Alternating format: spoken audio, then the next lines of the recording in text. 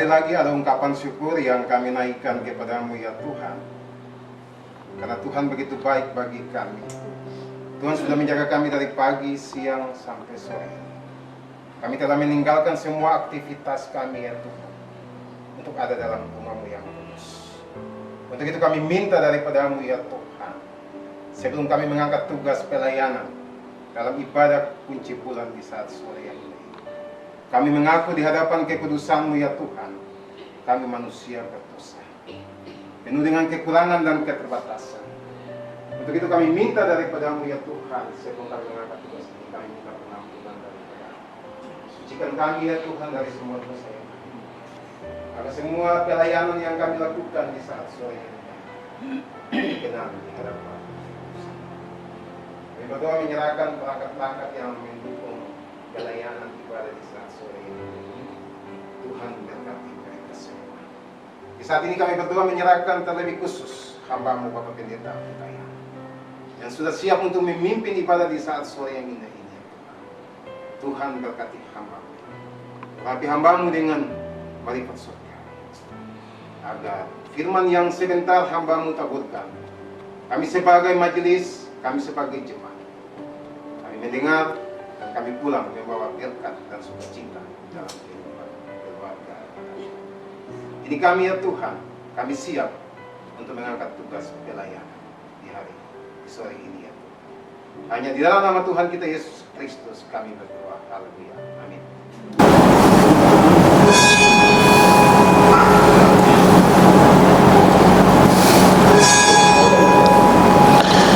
Ibadah syukur akhir bulan Januari yang dilaksanakan saat ini terjadi hanya dalam nama Bapa, Anak, dan Roh Kudus. Damai sejahtera dari Allah turun atasmu, supaya kamu dilimpahi dengan sukacita.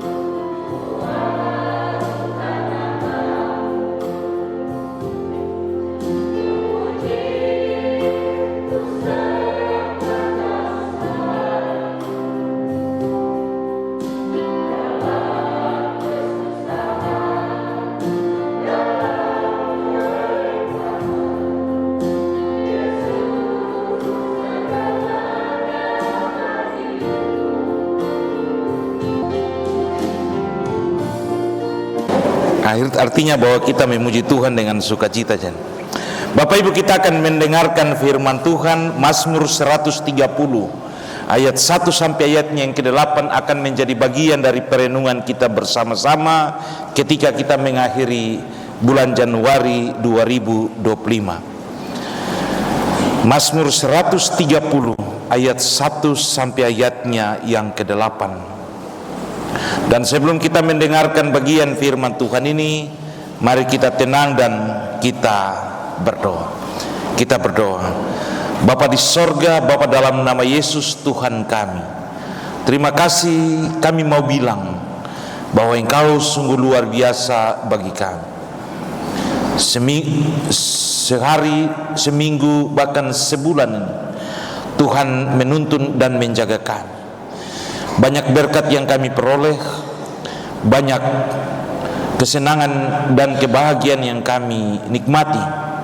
Tapi kami jujur bahwa ada situasi-situasi juga yang membuat kami ada dalam kemarahan, kesusahan, tetapi juga ada dalam pengharapan yang besar akan kasih karunia. Kami akan mendengarkan sabda-Mu sebagai bagian untuk mengingatkan kami akan perjalanan panjang kami bersama Tuhan di bulan Januari ini. Tolong kami dengan kuasa Roh Kudus-Mu, mampukan kami supaya kami benar-benar dikuatkan dan dimampukan untuk memahami bagian firman. Bersabdalah kepada kami Tuhan, karena kami siap mendengarkan sabda-Mu. Amin. Bapak Ibu, Mazmur 130 ayat 1 sampai ayatnya yang ke-8. Saya akan baca untuk kita sekalian dalam Alkitab edisi terbaru, edisi 2. Kalau di tangan Bapak Ibu seruan dari dalam kesusahan, tapi di tangan saya doa mohon penebusan. Nyanyian siarah dari ujung yang dalam, aku berseru kepadamu ya Tuhan. Tuhan, dengarkanlah suaraku, kiranya telingamu menaruh perhatian kepada suara permohonanku. Jika Engkau ya Tuhan mengingat-ingat kesalahan, Tuhan siapakah yang dapat bertahan? Tetapi padamu ada pengampunan, supaya orang takut akan Engkau. Aku menanti-nantikan Tuhan, jiwaku menanti-nanti, dan aku mengharapkan firman-Nya. Jiwaku mengharapkan Tuhan lebih daripada pengawal mengharapkan pagi, daripada pengawal mengharapkan pagi. Berharaplah pada Tuhan, hai Israel, sebab pada Tuhan ada kasih setia, dan banyak sekali pembebasan dilakukannya. Dialah yang akan membebaskan Israel dari segala kesalahannya. Demikian firman Tuhan yang berbahagia kita semua yang mendengarkan bagian firman Tuhan dan mau mengharapkannya di tengah-tengah hidup kita setiap hari. Dari tema perenungan kita dalam Mazmur 130 ayat 1 sampai 8, kita memahami bagian ini dalam catatan tema kesehatan dalam berharap pada Tuhan. Manusia dalam kelemahan dan keterbatasan secara sadar maupun tidak sadar dapat melakukan kesalahan dan pelanggaran yang mengakibatkan hidupnya susah, bahkan sampai menjadi pergumulan yang besar. Kita ada dan kita hidup, dan tanpa persoalan dan tantangan kita tidak bisa berjalan dan terus kuat untuk menghadapi semuanya. Menyikapi situasi sulit ini, ada sebagian orang yang sadar akan kesalahannya sehingga bisa datang kepada Tuhan, meminta ampun, mencari jalan keluar penyelesaian masalah dalam doa dan pengharapan kepada Tuhan.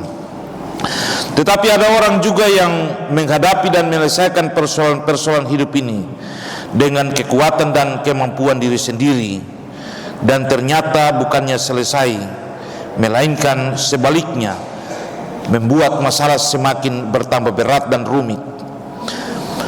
Bagian firman Tuhan ini tentu mengajarkan kita dan menolong kita di dalam situasi ini untuk belajar dari Mazmur 130 ayat 1 sampai 8, di mana dalam ayat 1 sampai 4, dari jurang yang dalam aku berseru kepadamu ya Tuhan. Sebuah ungkapan doa mengawali suatu pergumulan pemazmur ketika ada dalam tantangan yang besar. Ungkapan nyanyian siara pemazmur merupakan bagian dari kata siara yang diambil dari bahasa Ibrani aliyah, yang berarti naik, karena Yerusalem ada pada tempat yang tinggi, didirikan di atas bukit Moria, sehingga ia ada dalam pergumulan, dan dalam pergumulan itu ia ingin naik ke Yerusalem, tempat di mana ia harus bergumul, meminta kepada Tuhan dan berharap akan kasih setia Tuhan di tengah-tengah hidupnya. Itulah sebabnya dalam Mazmur 120 sampai 134 yang digunakan oleh umat Israel ketika mereka harus naik ke Yerusalem, merayakan 3 hari dari 3 hari kebesaran yang ada di tengah-tengah mereka. Kita bisa bandingkan dalam Ulangan pasal 16 ayat 16, di mana ayat 1 sampai 4 adalah gambaran kesukaran yang dialami oleh pemazmur akibat dari perbuatan dosanya sendiri, di mana pada bagian ini pemazmur berseru kepada Tuhan dalam doanya, memohon Tuhan mendengar seruannya, meminta Tuhan untuk menaruh perhatian kepada segala yang menjadi kebutuhan dan pergumulan hidupnya, dan dia mengharapkan Tuhan tidak mengingat-ingat kesalahannya, sebab ia menyadari bahwa kesalahannya membuat dia ada pada situasi yang sulit.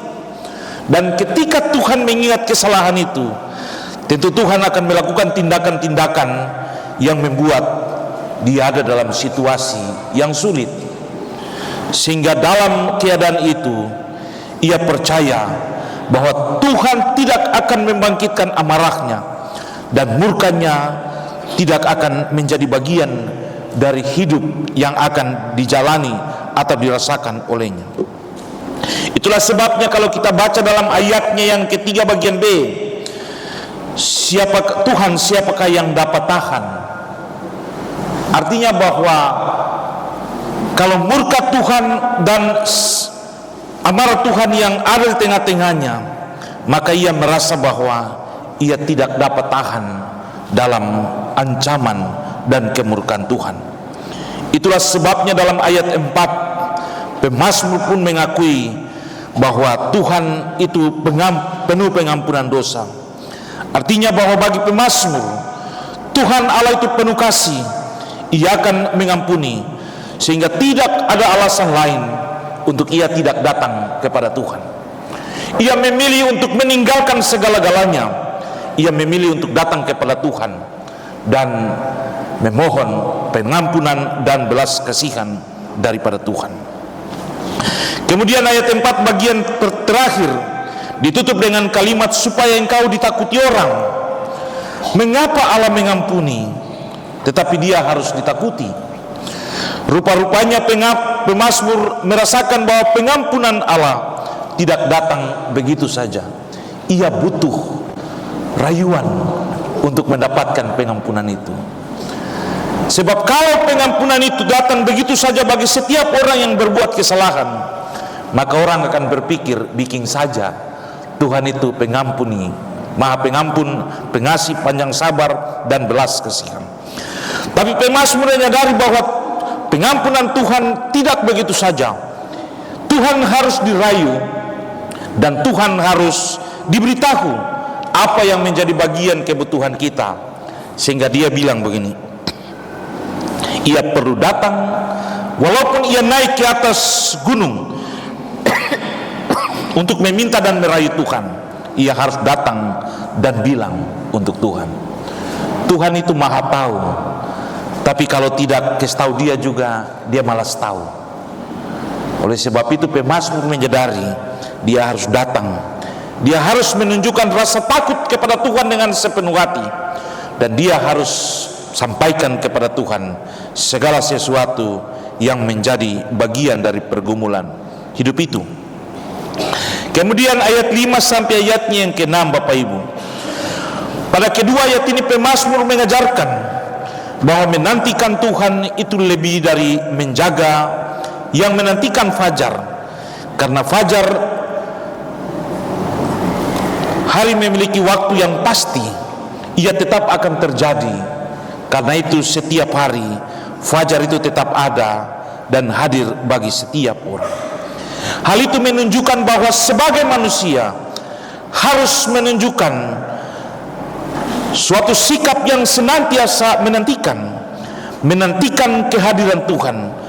Kita memerlukan kerinduan yang besar untuk Allah hadir di tengah-tengah setiap orang.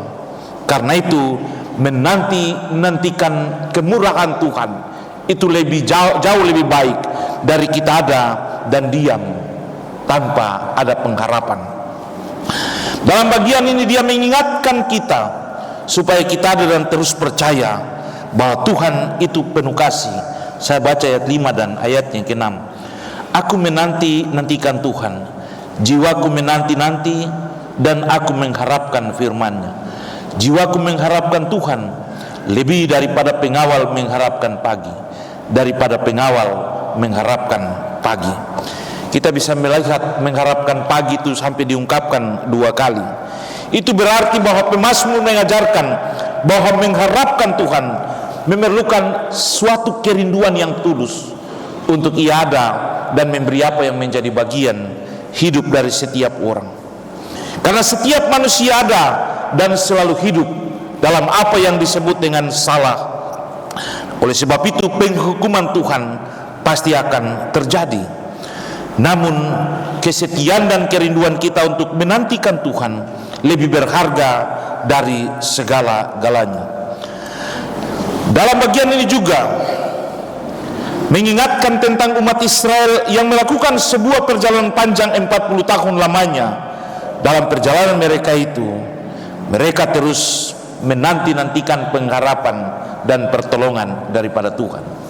Sehingga dalam bagian ini juga ia mengajarkan bahwa setiap orang harus dengan jujur dan setia, serius untuk merindukan dan menantikan Tuhan di tengah-tengah hidup ini. Yang ketiga, ayat 7 sampai ayatnya yang ke-8. Dalam ayat-ayat ini kita bisa melihat bahwa pemazmur sangat menyadari bahwa ia menegaskan bahwa dosa dan akibatnya sangat menghancurkan dan mengerikan, bahkan sampai membuat orang bisa hilang pengharapan. Oleh sebab itu dalam ayat 7 dan 8 pemazmur mengangkat kisah Israel yang berulang-ulang kali melakukan dosa itu, tetapi berulang-ulang kali juga mendapatkan pengampunan daripada Allah. Berharap pada Tuhan hai Israel, sebab pada waktu Tuhan sebab pada waktu ada kasih setia, ada banyak sekali pembebasan dilakukannya. Dia yang membebaskan Israel dari segala kesalahannya. Bapak Ibu, berharap kepada Tuhan adalah sebuah pernyataan yang diungkapkan, sebab sumber pembebasan itu hanya ada pada Tuhan. Kalau kita tidak berharap akan pertolongan dan kasih setianya, maka sia-sialah segala hal yang kita inginkan. Kita berharap tahun 2025 bulan Januari kita bisa melewatinya. Kita berharap, tapi kalau kita tidak buat apa-apa, maka sia-sialah pengharapan itu. Oleh sebab itu dari sinilah kita belajar memohon kepada Tuhan, karena kita telah jatuh dan kita tidak pernah terlepas dari apa yang disebut dosa itu. Bermain-bermain tapi tiba-tiba lagi sudah buat dosa. Dan oleh sebab itu menanti dan berharap kepada Tuhan itu penting, karena Tuhan akan tetap ada dan menjadi bagian dari hidup kita.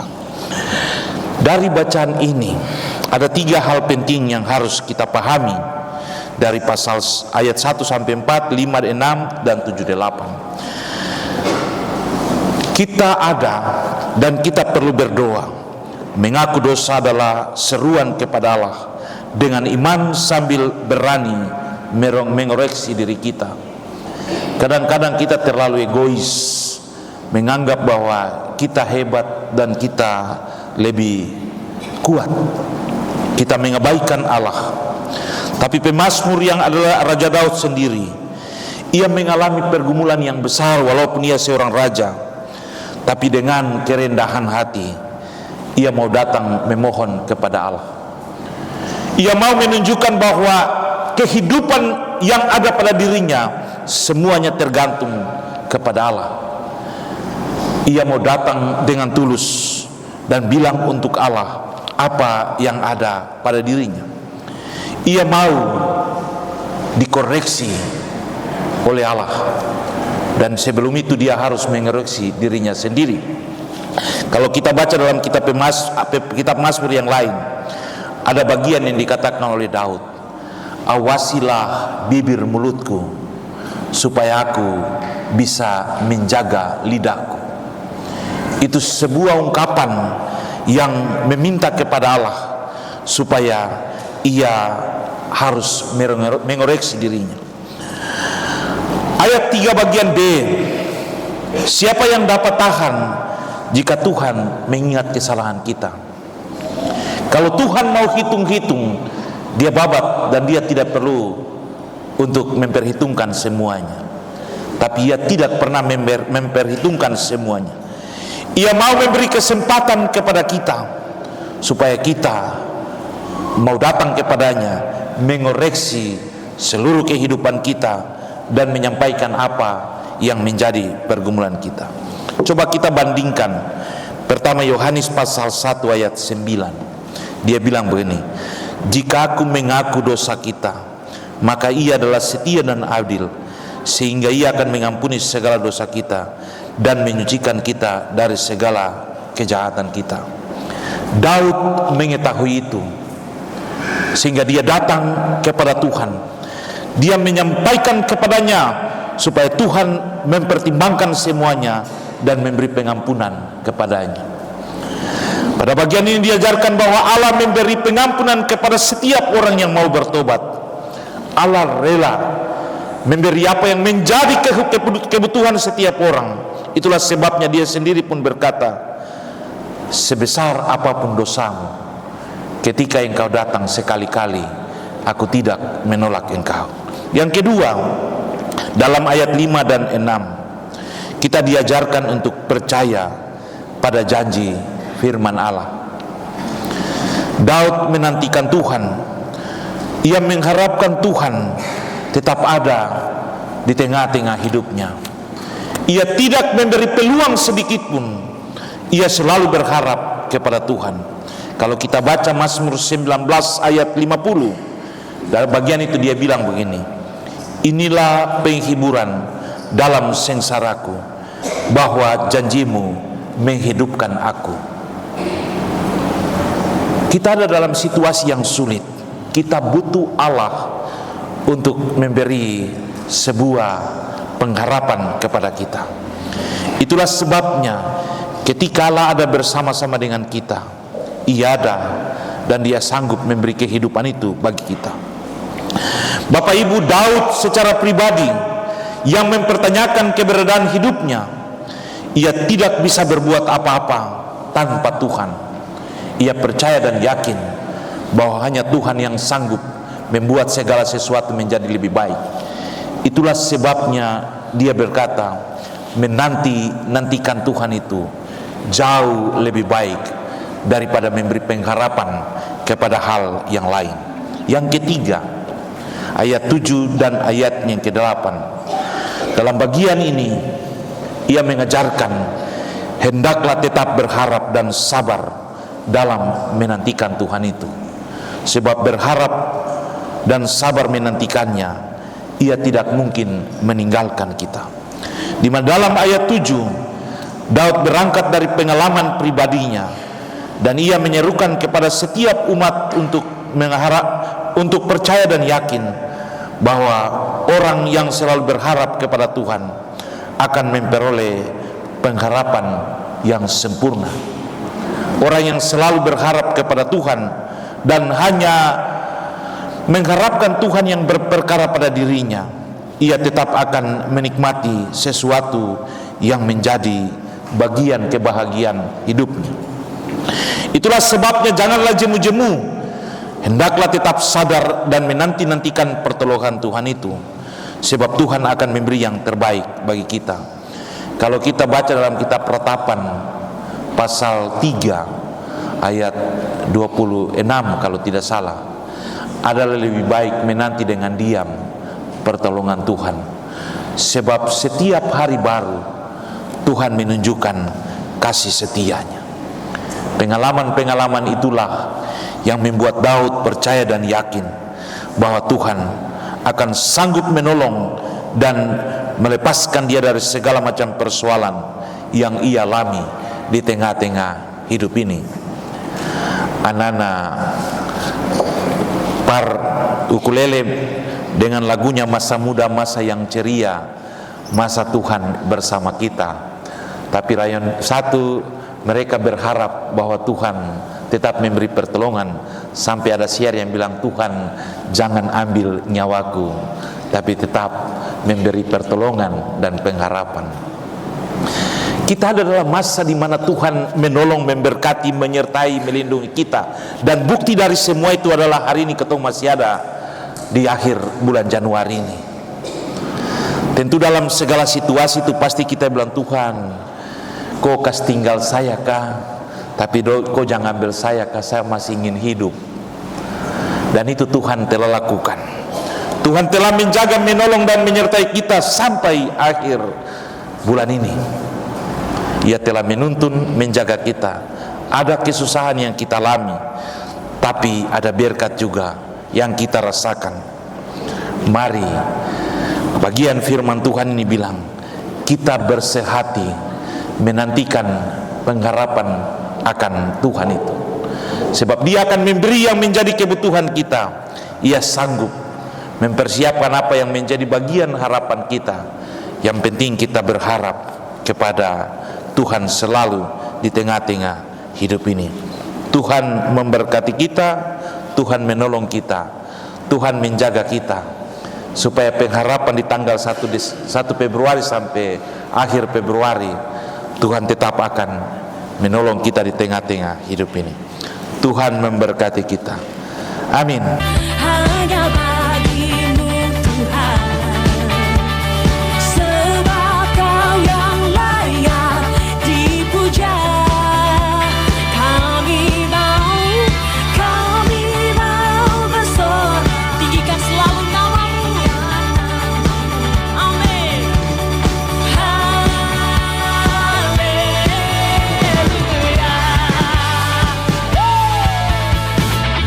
Soraklah, haleluya. Soraklah, haleluya. Haleluya. Sorak, haleluya. Soraklah, haleluya. Soraklah, haleluya. Haleluya. Sorak, haleluya. Soraklah, haleluya. Soraklah, haleluya. Haleluya. Sorak, haleluya. Soraklah, haleluya. Soraklah, haleluya.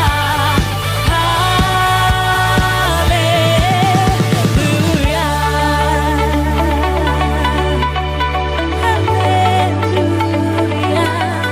Ku mau bersorak. Sama-sama kita katakan, soraklah haleluya.